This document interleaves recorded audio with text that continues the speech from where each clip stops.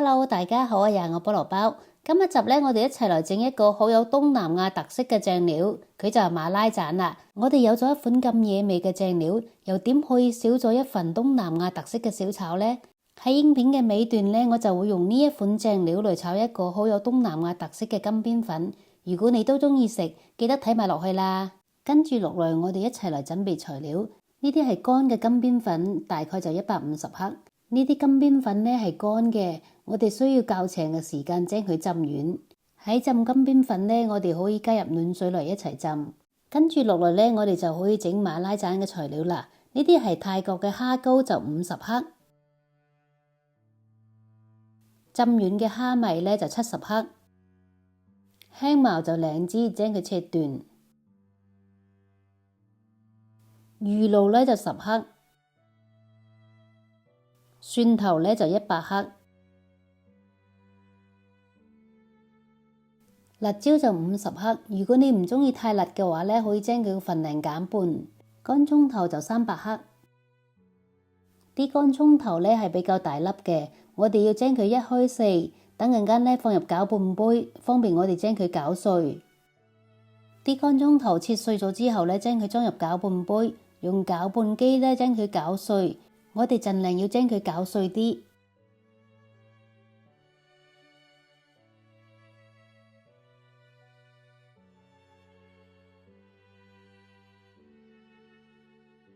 啲乾葱頭攪碎咗之後呢，裝入大碗備用。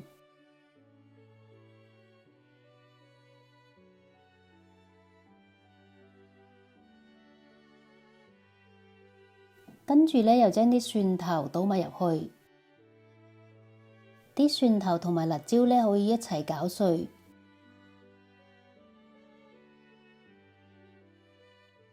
啲蒜頭同埋辣椒攪碎咗啦，又再將佢裝碗備用。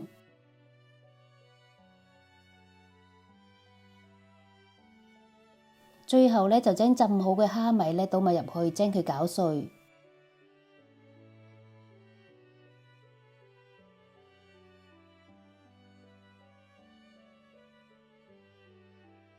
啲蝦米呢都要將佢攪碎啲。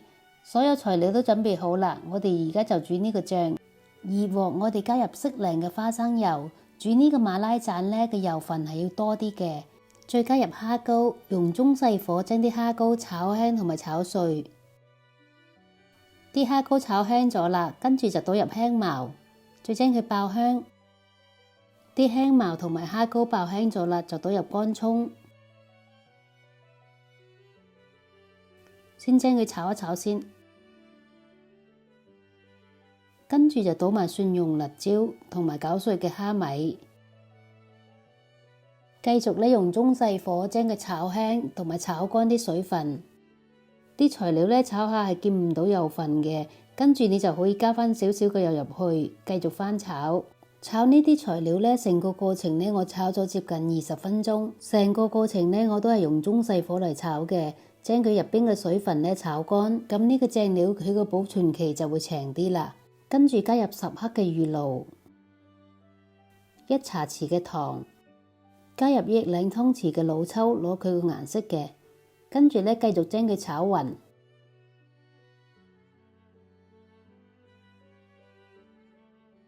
炒勻咗之後呢，你就可以先試味啦，再依自己嘅口味作出調整啦。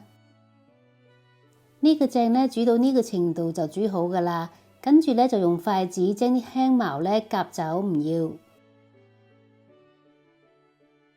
呢個醬煮好咗之後呢，將佢攤翻凍，再裝翻入消毒好嘅玻璃樽，然後密封好，將佢擺入雪櫃，可以雪1至2個月。我哋每次用呢個醬呢，最好用乾淨嘅匙羹筆嚟用。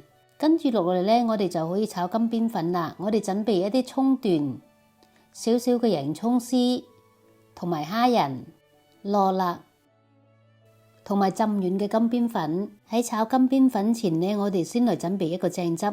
喺碗入邊加入2湯匙嘅老抽、1湯匙嘅生抽、1湯匙嘅魚露，同埋1茶匙嘅蠔油、1/2茶匙嘅糖，同埋2湯匙嘅清水。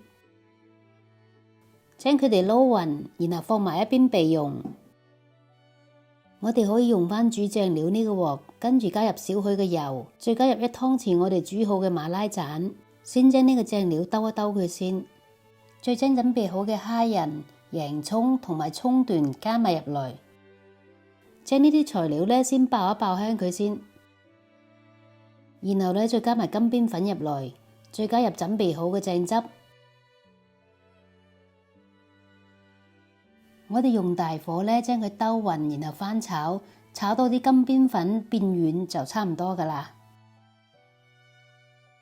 最後我哋就加埋啲羅勒入嚟，再炒多佢10零秒就可以噶啦。馬拉盞炒金邊粉就炒好啦，跟住咧就可以將佢裝碟啦。